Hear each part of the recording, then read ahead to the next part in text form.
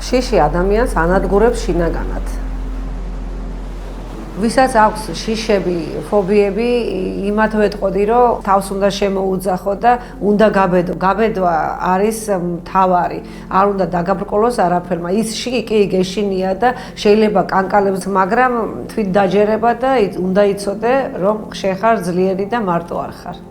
მე ვარ თამილა, 52 წლის. გადავცურე წელს ბოსფორი და მივიღე აირონმენის სტატუსი დიდ შეჯიბრში. ბოსფორში რომ უნდა გადავეცურა, ისეთი შიშის გზრობა დამემართა, რომ რაღაც ოჯახის წევრებისთვის ტყუილის თქმაც მინდოდა, რომ მეთქი ან ფეხი გადავიბრუნდას ვიტყვი, ან რაღაც ხელი ვიტკინე, რომ არ გავცურო მეთქი, რომ ცრემლები მომდიოდა, რომ დავინახე რა მასშტაბი ჰქონდა. შიშის წინაშე პირისპირ დავდეგი, მაგრამ ის ღამე ჩემ თავს ვესაუბრე, ველაპარაკე, რომ ჩემს გარდა იქ სხვებიც აკეთებს და რა არ უნდა შემაშინოს. მე რა თქმა უნდა ეს დავძლიე და გადავლახე და ძალიან ბედნიერი ვიყავი. შიშის დაძლევის მერე ხარ თავისუფალი, ლაღი, როცა ამას ყველაფერს დაძლევ და ბედნიერი.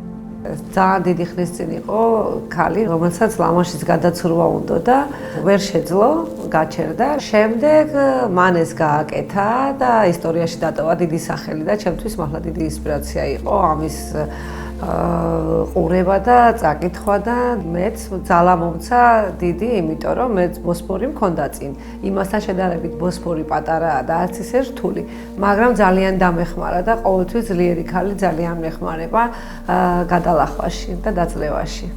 სხვა ქალებს ვეტყოდი, რომ იცოდეთ, რომ თქვენზეც მდგომარეობაში ყოფილან და გამოსულან ამ მდგომარეობიდან. იყავით ძლიერი, რაც არ უნდა გაგიჭირდეთ, იცოდეთ, რომ გაიმარჯვებთ.